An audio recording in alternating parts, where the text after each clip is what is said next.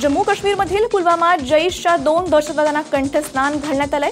पुलवामाच्या द्रुग्राम परिसरात दहशतवादी लपून बसल्याची माहिती सुरक्षा दलांना मिळाली होती। त्यानंतर परिसराला घेराव घालून कारवाई केली असं एका अधिकाऱ्याने सांगितलंय। दुसरीकडे बडगाम जिल्ह्यात दहशतवाद्यांनी केलेल्या ग्रेनेड हल्ल्यात सीआरपीएफचा एक जवान जखमी झालाय। पालघरमध्ये सततच्या भूकंपाच्या धक्क्यांमुळे हादरताना दिसतोय। अशात आता भूकंपाची दखल घेत प्रशासनाने जाग झाली असून या ठिकाणी पुण्याहून एनडीआरएफची टीम दाखल झाली आहे। त्याचबरोबर 150 टेंटचं सामानही आणण्यात आलंय। नागरिकांच्या सोयीसाठी तब्बल 42 ठिकाणी ही टेंटची जागा निश्चित करण्यात आली आहे। त्या ठिकाणी हे तंबू ठोकले जाणार असून धोकादायक इमारती आणि घरातील लोकांना या ठिकाणी हलवण्यात येणार असल्याचं समजतंय।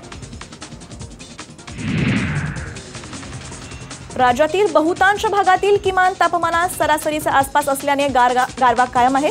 तसंच आज मध्य महाराष्ट्रासह मराठवाडा आणि विदर्भातील काही ठिकाणी पावसाची शक्यता हवामान विभागाकडून व्यक्त करण्यात आली आहे। उत्तरेकडून राज्यात येणाऱ्या शीत लहरीमुळे गेल्या 4 ते 5 दिवसांपासून राज्याच्या काही भागात थंडीची लाट आहे।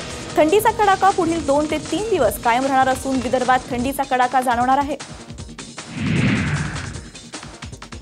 पश्चिम मध्य आणि हार्बर रेल्वे मार्गावर उद्या मेगा ब्लॉक असणार आहे। मध्य रेल्वेवरील माटुंगा मुलुंड डाऊन जलद तर हार्बरच्या मानखुर्द ते नेरूळ स्थानकादरम्यान अप आणि डाऊन दोन्ही मार्गांवर मेगा ब्लॉक असेल।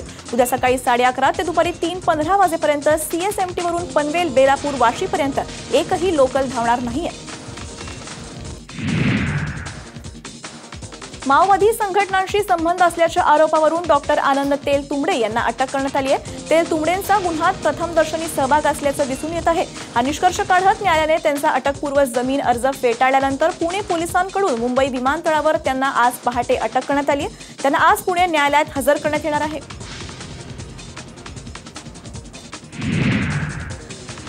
पियुष गोयल यांनी निवडणुकीपूर्वीचा अंतरिम अर्थसंकल्प सादर केलेल्या 24 तास उलटले नाही तोच सर्वोच्च न्यायालयात अर्थसंकल्पाविरोधात याचिका दाखल करण्यात आली आहे। या याचिकेत अर्थसंकल्प रद्द करण्याची मागणी करण्यात आली आहे। अंतरिम अर्थसंकल्पासाठी राज्यघटनेत कोणतीही तरतूद नसल्याचं सांगत ही मागणी करण्यात आली आहे। वकील मनोहर लाल शर्मा यांनी ही याचिका केली आहे।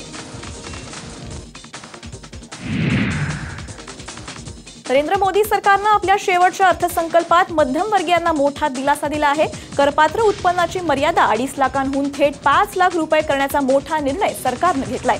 देशभरातील 3 कोटी करदात्यांना यामुळे फायदा होणार आहे। तसंच वरिष्ठ नागरिकांना बँका आणि पोस्ट ऑफिसमधील ठेवींवर व्याजावरील कर कपातीची मर्यादा 10,000 रुपयांवरून 40,000 रुपयांवर करण्यात आली आहे। अण्णा हजारे यांच्या उपोषणाचा आजचा 4था दिवस आहे। दरम्यान संपूर्ण नगर जिल्ह्यातून समाजसेवक अण्णा हजारे यांच्या उपोषणाला पाठिंबा दिला जातोय। संगमनेर तालुक्यातील आंबी खालच्या राष्ट्रीय किसान महासंघाच्या कार्यकर्त्यांनी मारुती मंदिरात उपोषण सुरू केलंय। जोपर्यंत अण्णांचं उपोषण सुरू राहील तोपर्यंत आमचं उपोषण सुरू राहील असं आंदोलकांनी म्हटलंय।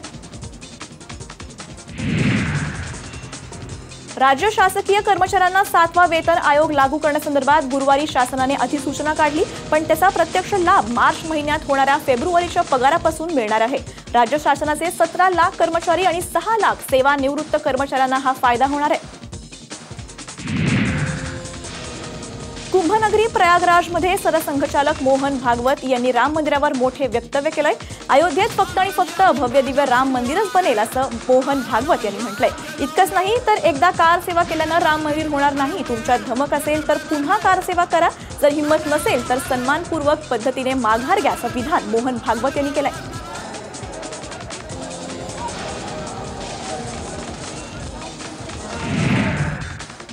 ऊपर ढांचा था वो चला गया, नीचे मंदिर है ये खुलकर आ गया, फोटोग्राफ लेजर फोटोग्राफ सारा हो गया। अब ये अविवादित बातें स्थापित हो गई, इसका मतलब हमारा ये विश्वास है अब वहां जो कुछ बनेगा केवल भव्य राम मंदिर बनेगा और कुछ नहीं बनेगा।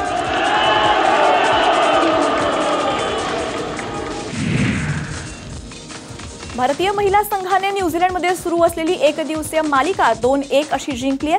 या मालिकेतील शेवटच्या सामन्यात भारताला हार पत्करावी लागली, पण पहिल्या 2 सामन्यातील विजयाच्या जोरावर भारताने मालिका खिशात घातली आहे। 28 धावात 4 बळी टिपणाऱ्या अन्ना पीटर्सने हिला सामनावीर म्हणून गौरवण्यात आले, तर मराठमोळी स्मृती मंधाना मालिकावीर ठरली आहे। भारतातल्या पहिल्या महिला डॉक्टर आनंदीबाई जोशी यांचा जीवन प्रवास आता रुपेरी पडद्यावर येणार आहे. याचा ट्रेलर नुकताच रिलीज झालाय. या बायोपिक मध्ये अभिनेता ललित प्रभाकर गोपाळ जोशी यांची भूमिकेत दिसणार आहे. असलं तरी चालणार आहे मला.